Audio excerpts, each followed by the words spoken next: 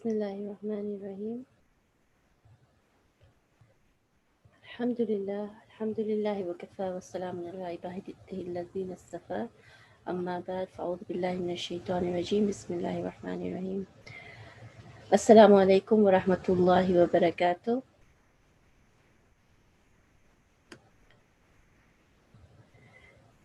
Right, so today we are continuing our stories by Rumi for young adults from the Mathnawi, and we've been doing these the past 2 weeks, and so we're going to continue with some stories today. These stories are teaching stories, and because they the listener is invited to think about the story and think about all of the morals and lessons that are contained in these stories.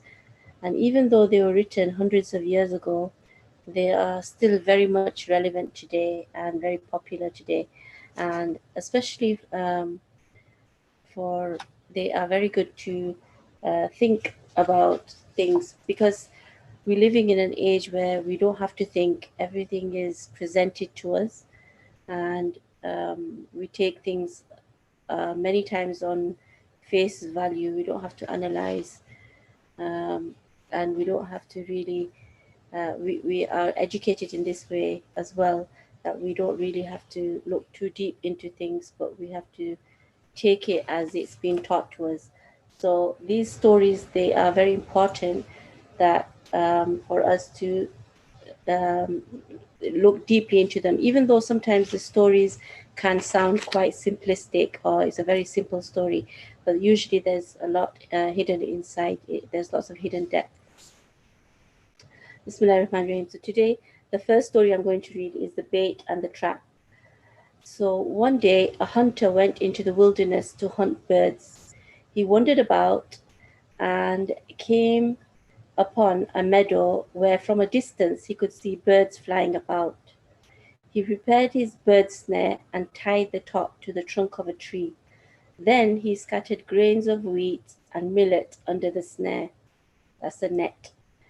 Taking the drawstring in his hand, he went a little distance away and sat beside a rose bush. He took some grass and greens and strewed them on his head and body. Then he remained motionless, waiting to capture some birds. So this was a hunter who went into the wilderness, and from the sounds of it, he's quite experienced, because he goes into camouflage.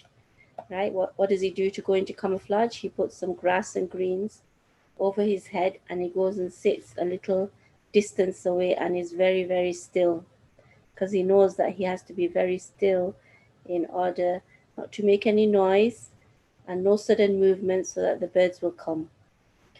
So, like he had anticipated, soon a swift bird, attracted from a distant region by the sight of the verdure, reached the spot and dropped down from the sky to land on a spot not far from the hunter.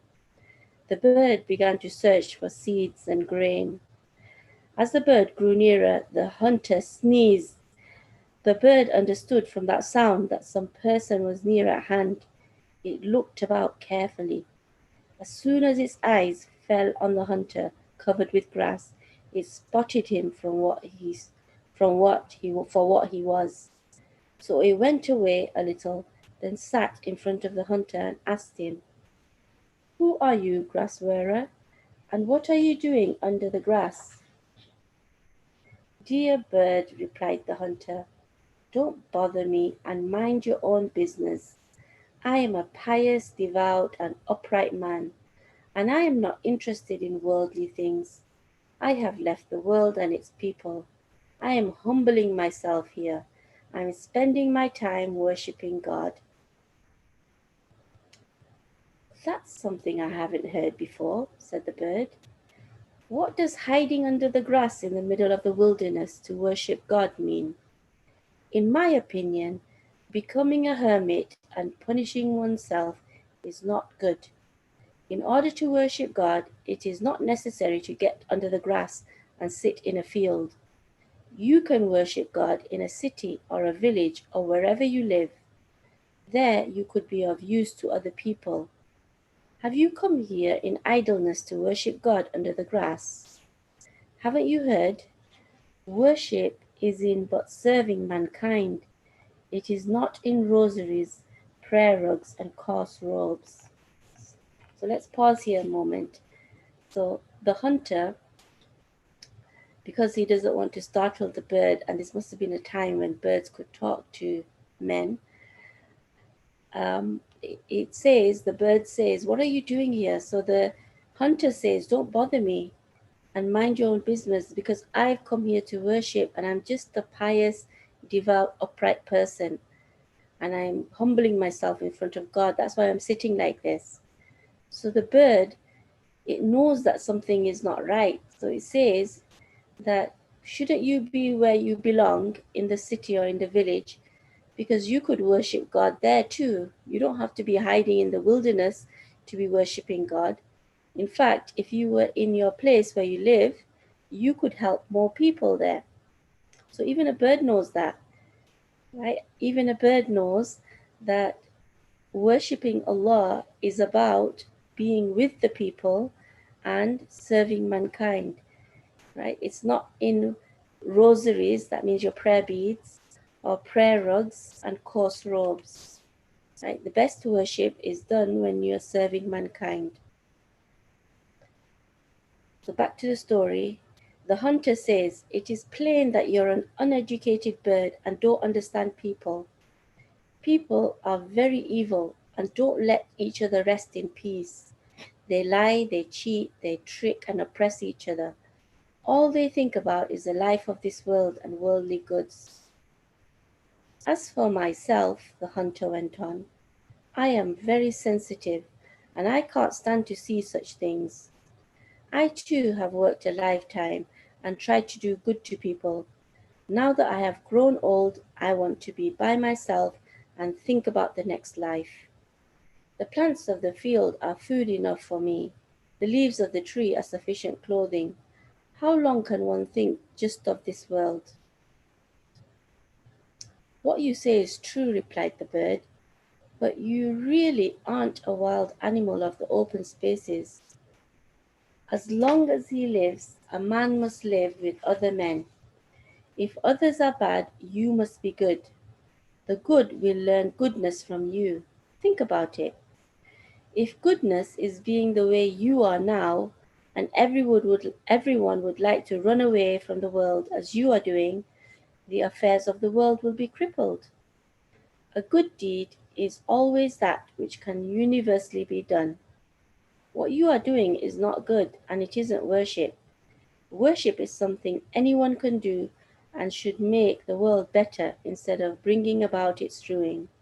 So look at this bird, because it's at this moment it's quite wise, and it says to the man that you are living in the wilderness and you're not bringing any good to other people. You're not bringing anything good to others. And what if everybody said that? What if everybody in the world said that I can't stand to be with other people, and I can't, the people are evil and they do evil things, and I can't take it anymore, I'm too sensitive, I have to run away and worship on my own. What if everybody did that? Then what would happen?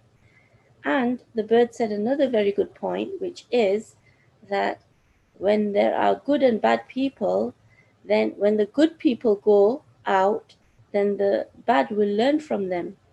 So goodness has to show itself. That's a really important point, right? That goodness has to be demonstrated, right? It's an example. So when you put it out there and you don't have to say anything, you just put it there, then people will recognize it, because everybody has an innate sense of what is good. Everybody recognizes what is good and what is bad. Right? And the bird continued, "All the prophets, leaders, wise men, and good people have lived among the people and felt the troubles that other folk feel. Have you ever heard that a good person went to a countryside and sat under the grass to think only about himself. I have never heard of such a thing. It is selfish to forget about everyone else and think only about your own salvation. Leave me alone, bird, cried the hunter. People have caused me a lot of trouble. Now my neighbor's death was a lesson for me, and I can't forget death any more. It is really strange that now that I have run away from other people, you won't let me think about God. Please stop annoying me and mind your own business. All right, said the bird, and it started to go away. But after it had gone a few steps, its eye fell upon the wheat and millet that was under the net. It thought to itself, that's odd. I couldn't find any grain in the field, so why is there such a heap of it here? The bird really wanted to go and eat it, but it remembered the hunter's words: God, the hereafter, worship, death. He was afraid that the grass wearer might object, so it returned to the hunter and asked him, look here, is that wheat and millet yours? No, my dear, the hunter answered, it's not mine. I don't have a single piece of property, so how would I have wheat and millet? As far as I know, it belongs to two little orphans who have to come and take it away. Whatever you do, don't touch it. You can find other bird seed in the grass, so that so that is not lawful for you. Only someone who is deserving and dying of hunger can eat it. Anyway, it has nothing to do with me. The bird, whose mouth was watering for the food, couldn't pass the wheat up. As it happens, it said, I'm deserving and dying of hunger. Supposing that someone like me is hungry, in such a case, even carrion, means dead flesh, is lawful. I don't know, said the hunter. I have nothing to do with such things. You know your own situation better than I do. Anyhow, if you are not deserving, then it is a sin to eat it. If you are, no one will stop you. If that's the way it is, said the bird, after some thought, I'll just eat a few grains. That will be enough to keep me alive. No matter who owns it, there is nothing wrong with that. Saying this, the bird went forward and began to eat. But it was caught in the net with its first bite and quickly understood that it could not escape from the net. Then it realized that all of the hunter's talk of prayer and worship was meant to deceive him. The hunter had gained his objective, so he came out from under the grass to take the bird. Said the bird, I know what I've done. This befits a person who is tricked by a pious liar, a fake worshipper, and world-abandoning trickster. I don't know the person you're talking about, said the hunter, but there is no one here but the two of us. I was not talking nonsense to deceive you. I said that I was humbling myself, and you said that you were deserving of the food. Tit for tat. One lie cancels the other. So now you eat the wheat, and I'll eat you. That way I'll get the reward for my humility and worship. But you must agree that it was your own greed that tricked you. People fall into traps because of their own greed. If I hadn't sneezed, you wouldn't have seen me and would have gone straight to eat the wheat and fallen into the snare. You should have thought that wherever there is a bait, there is a trap. You did it yourself, and there is no way to escape the results of your own actions. The end. So, this is a very interesting story, and it's about tricksters and bait. And there's the moral, they're telling us the moral in the story that where there will be bait, right, there'll be a trap. So the world is like that. It's a very important story because the world is very much like that. That there is bait everywhere, right? There's bait, temptation. We can use that word too. That there is temptation everywhere that is put out for people. So we put temptation. One easy example is that they put advertisements out for sales, right? There's going to be a big sale over here, 50% off. And then they put the words, small writing underneath, up to 50% off. That means that it could be 5% off, it could be 20% off, it could be 30, or it could be 50, but it could be any one of those. So there's always tricks around us everywhere. So you might go to the store and think, oh, everything is 50% off because you didn't read it properly and you didn't think about it. And when you get there, you might see that there's very few things that are 50%, the things that people don't want or need. And the rest of it is almost regular price. But they use that trick to bring people in, right? And we see that on social media all the time as well, that the bait is always out and they trick people to sign up for things, or they trick people to make money off of them. So the bait is around us all wherever we look. So the idea is that we become people who think about things, right? So the first thing to do is, when you see something that is too good to be true, it probably is. Like the bird, when it saw, it thought to itself, there's no grain in the whole field, but here there's a whole heap of it. So it was too good to be true that there's a big pile of wheat right here, and nowhere else there was food, right? So the bird would have known this is too good to be true, right? So lesson number one: if something is sounds too good to be true, it probably is, right? If you think, wow, how is that possible? So you must investigate it. Most of the time it's probably not true. Some of the time it can be true as well, but you must investigate. And um, also, we must educate ourselves to be a thinking people.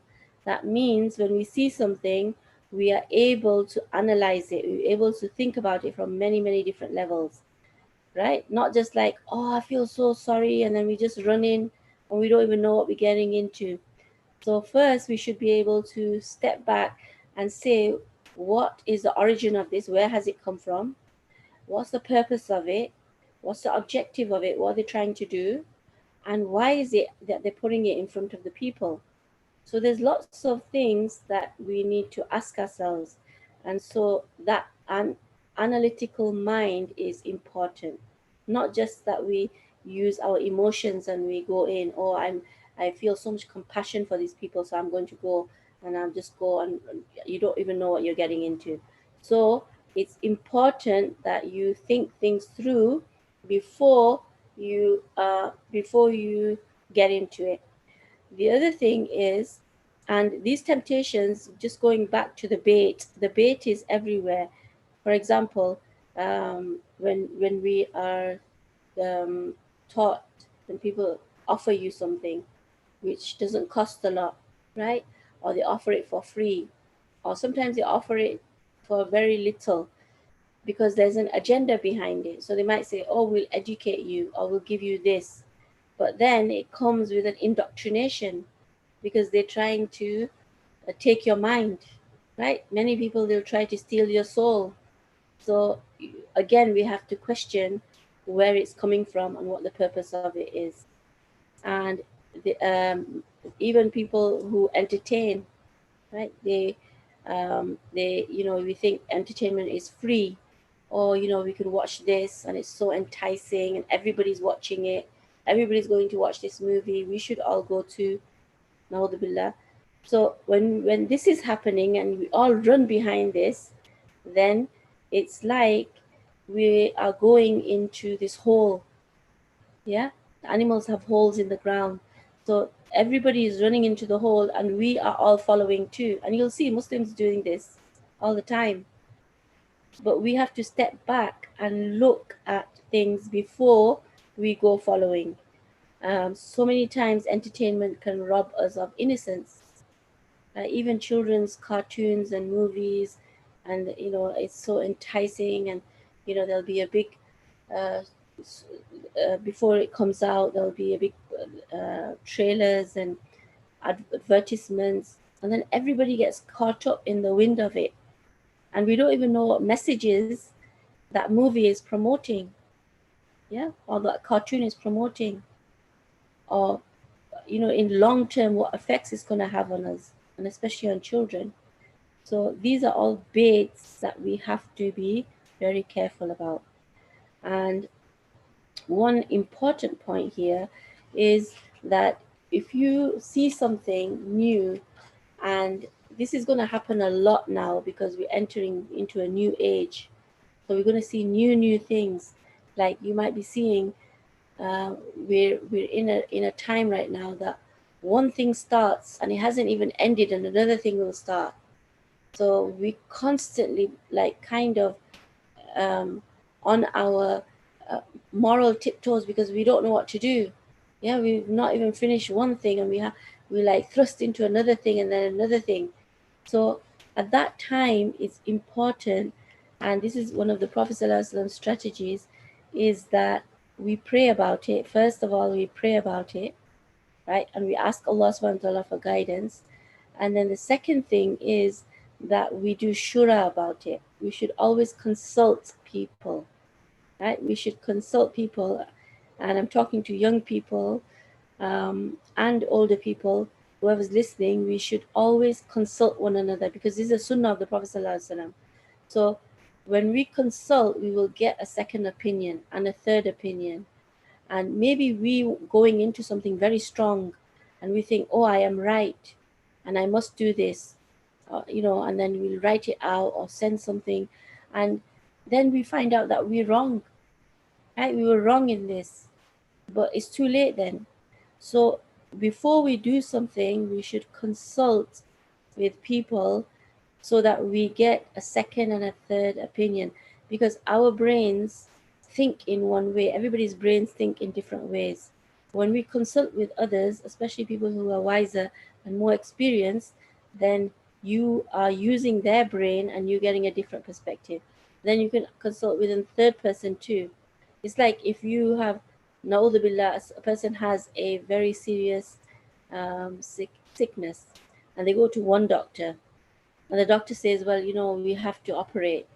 So that person might, they might draw back, and they will draw back, and they'll say, well, I need to get a second opinion, right? And then I'll come back to you.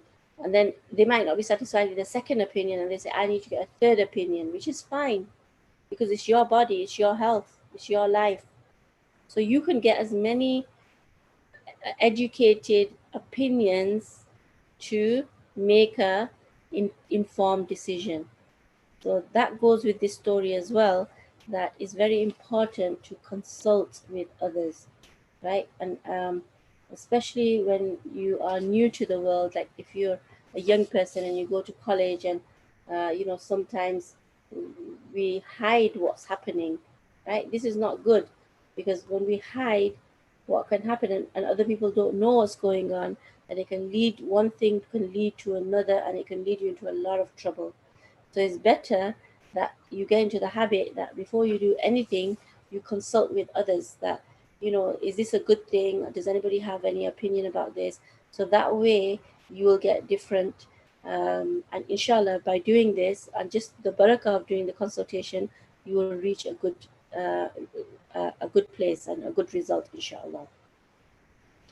So this is a very uh, important story. And then also there's the theme in here about greed, that our greed is what gets us into trouble, right? So it was, in the end, the bird was so wise, because it was talking to the hunter, and he was saying, what are you doing here, right?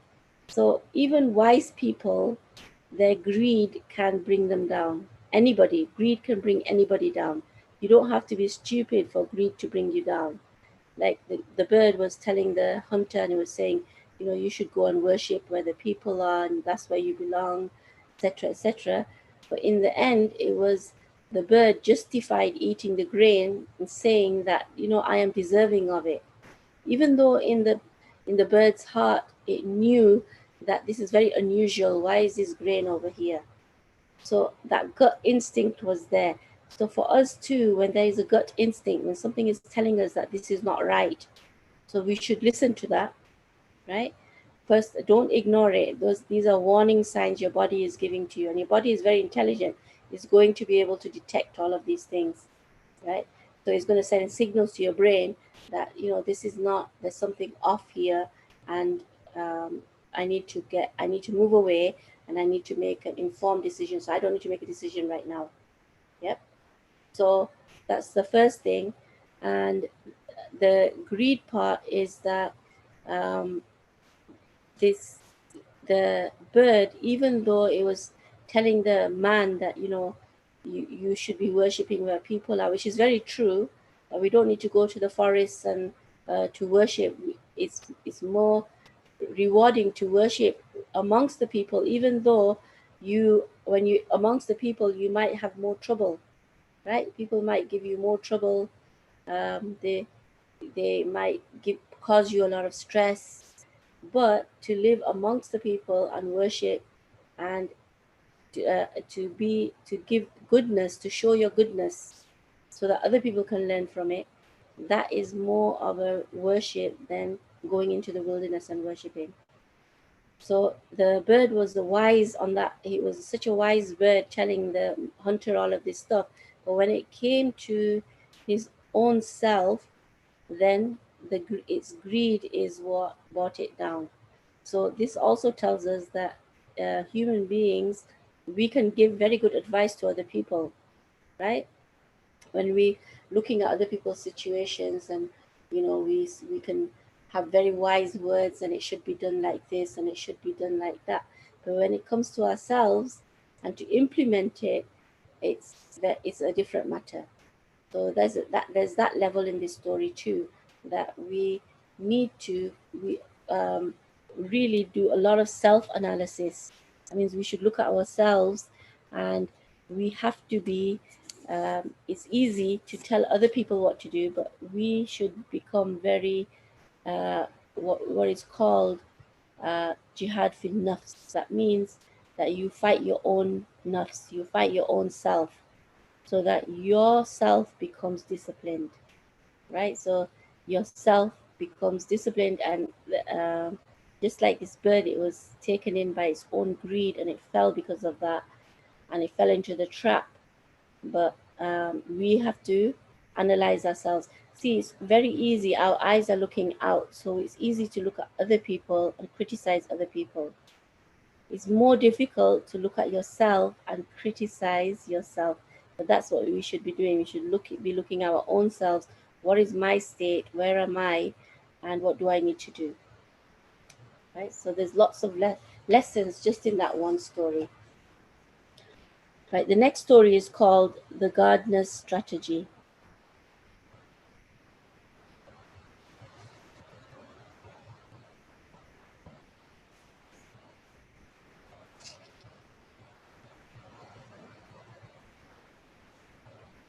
One day, three friends who had similar ideas and tastes were walking. They said, "Let's go to a village for a few days and stroll around its meadows and gardens. We'll enjoy ourselves." One of them was a Sufi wearing the cap of a dervish. Another was wearing a turban wound in the fashion of a mullah, while the third was a gentleman wearing a green shawl in the fashion of the Sayyids, or descendants of the Prophet. These three were not used to doing any work, but they were used to sponging off the good people of wherever place they went to. So really, all three of them, they were frauds, right? They were wearing the clothing of the dervish and the mullah and the sayyid, but really, they were people who like to live off other people, right? And so they were up to no good. So they went out of the city together and entered a village. They viewed every place and promptly made a beeline for one of the gardens, the door of which happened to be open. Entering and seeing that there was no one in the garden, they settled beneath a tree. Each of the three went off to pick some fruit, and then they sat together in the shade of that tree to eat and converse and joke together. Just before noon, the gardener returned from the fields and went into the garden carrying a shovel on his shoulder. He saw his three uninvited guests sitting comfortably in the middle of the garden eating his fruit. Now the gardener had watered the garden in the cold of winter and toiled in it day and night in the hope of a good harvest of fruit. So when he saw their calm indifference, he became very upset. He wanted to confront them, bawl them out, and kick them out of his garden. But before he showed himself to them, he paused to reflect. If they were responsible types, they wouldn't enter a man's garden and eat its fruit without permission. Wearing such fine dress, they wouldn't lay themselves open to the reproaches of others. From their actions and behavior, it was obvious that they were worthless sponges and nothing you could say would affect them. Therefore, he said to himself, I am but one person, and they are three thoughtless ruffians. If I object to their behavior, things may pass from words to blows, and there is no way I can take on the three of them. So it's best that I first make a plan and adopt a strategy that will make them fall out with each other. Then I can handle them one by one. So this is an intelligent gardener.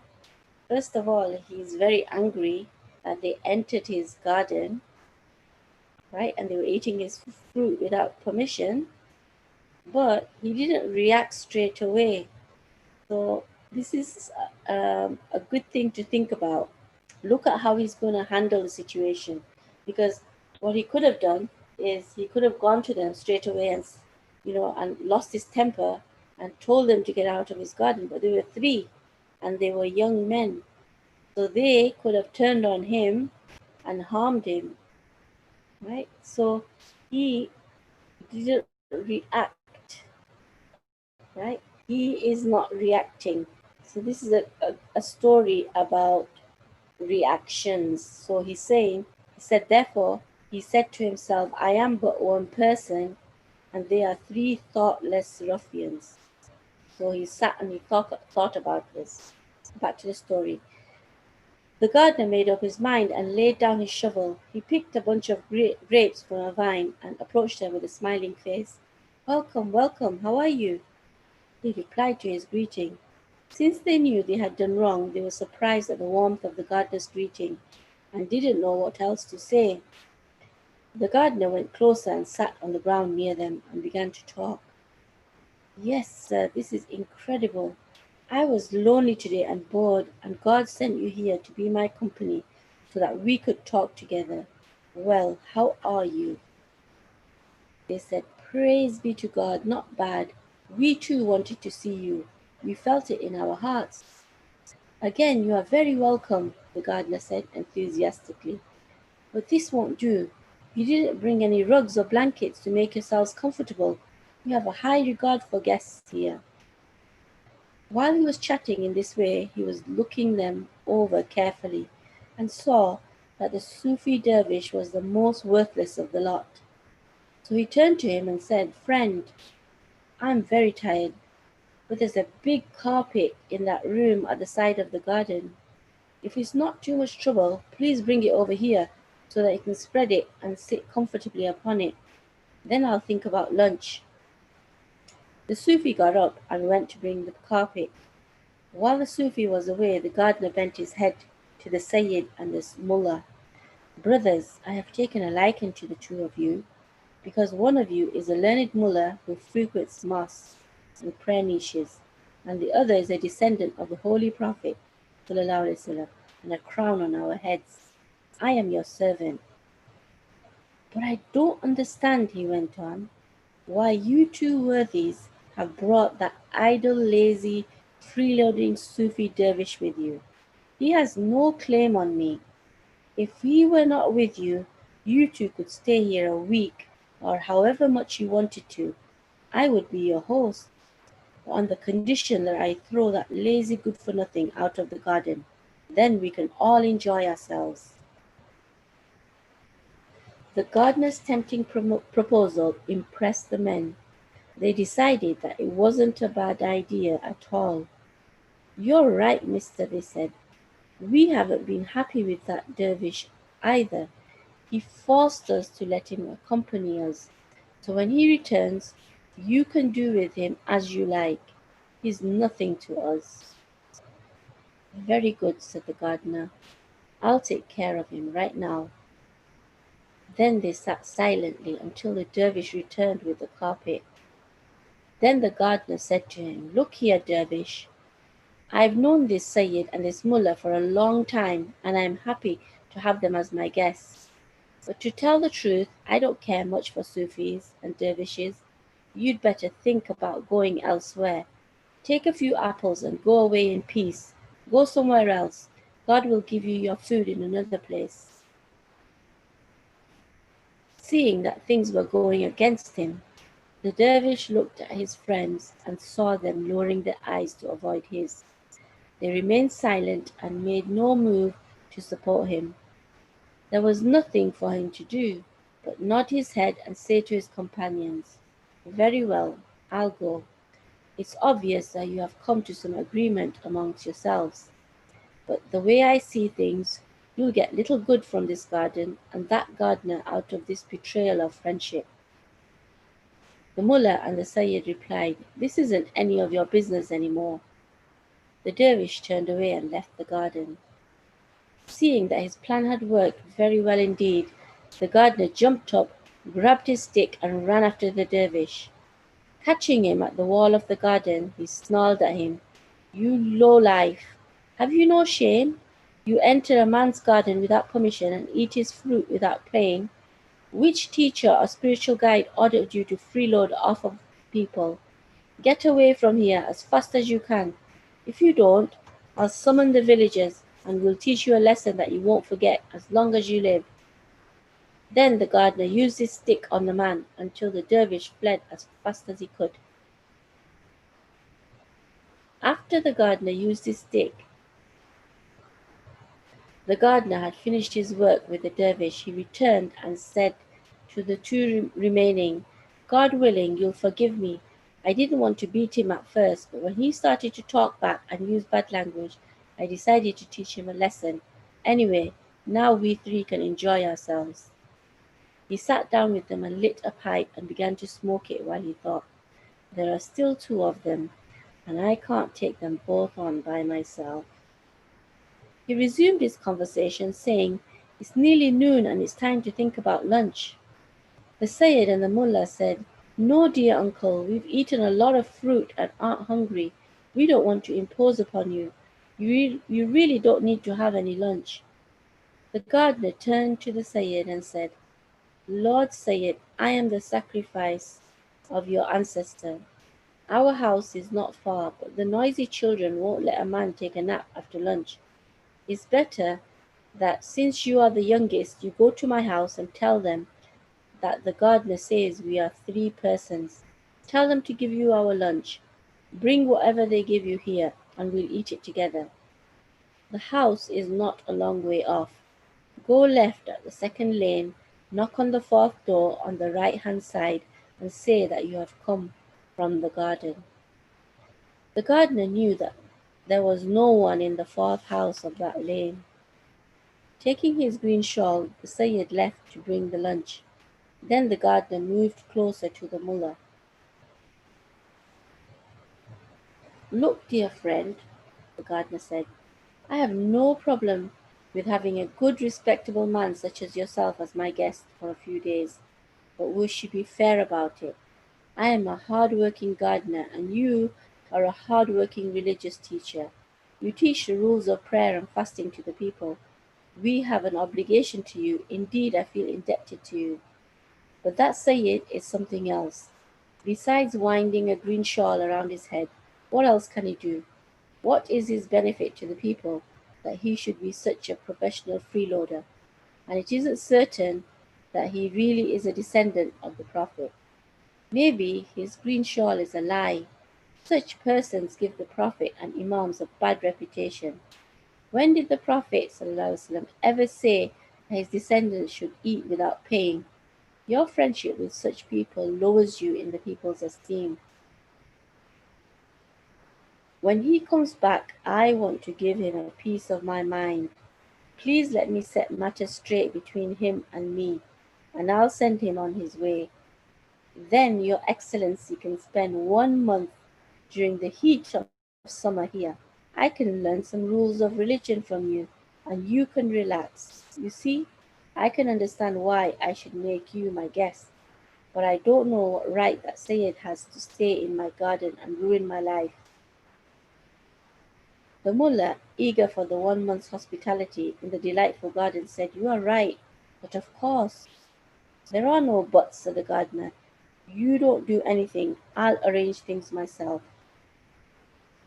Meanwhile, the Sayyid had followed the gardener's instructions and knocked on the door. No one answered, so he returned empty handed to the garden and said, "There was no one home." "Okay," said the gardener sharply. "So there wasn't anyone at home. Do you know what, Mr. Sayyid? The more I think about it, I can see that this sheikh is an old friend and I want to spend some time with him and talk about things. It's best if you pick up that basket of grapes and leave us right now. You're not needed here. Depart in peace." The Sayyid looked at the mullah and saw that his companion avoided his glance and would not speak on his behalf. Then he realized that the gardener had done his work well and had tempted the mullah. So the Sayyid said to the mullah, "Very good, I shall go too. But Mr. Mullah, it is against the rules of friendship that we arrive together and I leave alone while you remain dumb." "What can I say?" asked the mullah. "It's not my garden." "That's why I said it," said the gardener. "Yes, the garden is mine, and the mullah is my honored guest and my lord. It's nobody else's business. It was wrong for you to come here from the beginning. Now get out. If you don't, I know how to deal with you." "All right," said the Sayyid, "but I can see that the mullah, with all of his lordliness and old friendship, won't see any good from this. God keep you. I'm on my way." And so the Sayyid started to leave. The gardener went after him, and when they were a little way from the garden, seized the Sayyid by the neck and slapped him hard. "You're very impudent. You enter a man's garden without permission and eat his property, and then you talk back. In truth, a baby camel is like a camel, and a lion cub is like a lion. But what resemblance do you have to the character of the Prophet? ﷺ? Did your illustrious ancestor tell you to loaf around in idleness and extend your hand to people to take their goods without payment? Ya Allah, get away from this village as fast as you can, or I'll call the people and tell them about the way you have been acting. You'll lose every shred of respect and honor." So the Sayyid went away too. As soon as the Sayyid was out of sight, the gardener returned to the garden and locked the door firmly. With a large stick in his hand, he went to the mullah and stood in front of him. "Lord Mullah," he said, "now is the time for settling accounts. Why don't you speak?" "What should I say?" asked the mullah in surprise. "Tell me by what right you entered this garden and stole my grapes and apples and pears. I want to know in which book of religion it is written that one may enter someone's garden or house without permission and take the owner's property without his knowledge. In which book of religious laws is such a thing written? Ya Allah, answer me. If you don't, I'll beat you with this stick." The unfortunate mullah was dumbfounded at this turn of events. Such a thing is not to be found in any book, he said cautiously. But anyway, we were three persons and guests. I wasn't alone. I don't understand what your good humour at first was, and what this bad humour is now. At first you were three men, said the gardener. If you had remained together, you would all still be here. If each one of you had been alone, you would have been as you are now. You certainly weren't guests, the gardener added, because no one invited you here, and now you must agree with what I say. My first good humour was because I was alone, and you had two other sponges as accomplices. And my bad humour now is because you are a sinner, and I have a stick in my hand. When a person doesn't punish himself, then others must punish him. What do you say to that? Nothing, said the mullah. I have nothing to say. To tell the truth, I'm not even a mullah. I bought this robe and turban with cash and on time so that I could live without paying for anything by wearing them. In fact, I am illiterate and wouldn't know a book of religious rules or law even if I saw one. My friends were frauds like me. You have the right to do anything to me you want. Since I have lost my friends out of greed for sponging and freeloading, your strategy was a good one. If that's the way it is, take your medicine, cried the gardener. He beat the wearer of cloak and turban with his stick and drove him out of the garden humiliated. He closed the gate behind him, sat down comfortably and lit his pipe, puffing on it. He sent rings of smoke into the air. The end. So there's quite a few lessons to learn in this story too. It's a very long story, but we learn that the gardener, the owner of the garden, he was not reactive, he was proactive. There's a difference between these two because he thought out what he had to do, right? And most people, they react in a situation.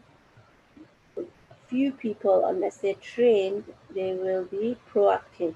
But the idea is that we think things through and then we are proactive, right? And it's very difficult to do, especially if there is impatience or there is anger.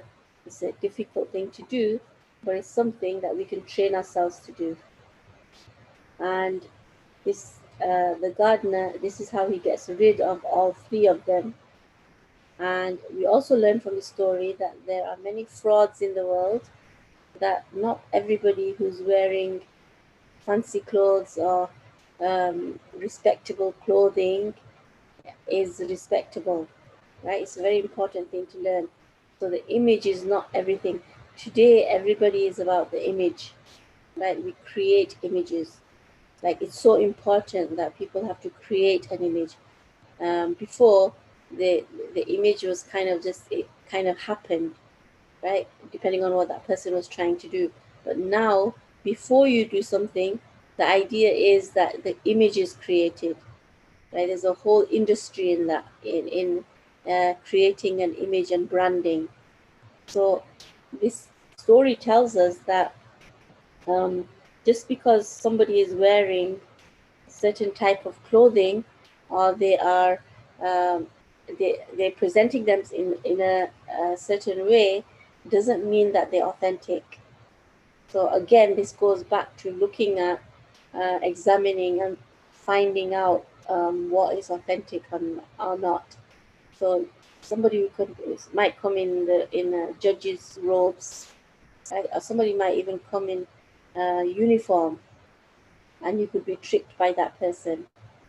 So it's very important that you use all your senses and you are able to judge the situation and not fall into traps. right? So that's another thing in this story, that it was talking about people who are fraudulent, right? And um, there is a way if there is a way that you can use strategies to get rid of people like this without harming yourself. So the first point is that you don't harm yourself. Right? You have to be very careful that that person doesn't harm you, right? And again, these are things that we need to think through. Yeah, some people are better at it than others, but it's the story is telling us that there are a lot of fraudulent people.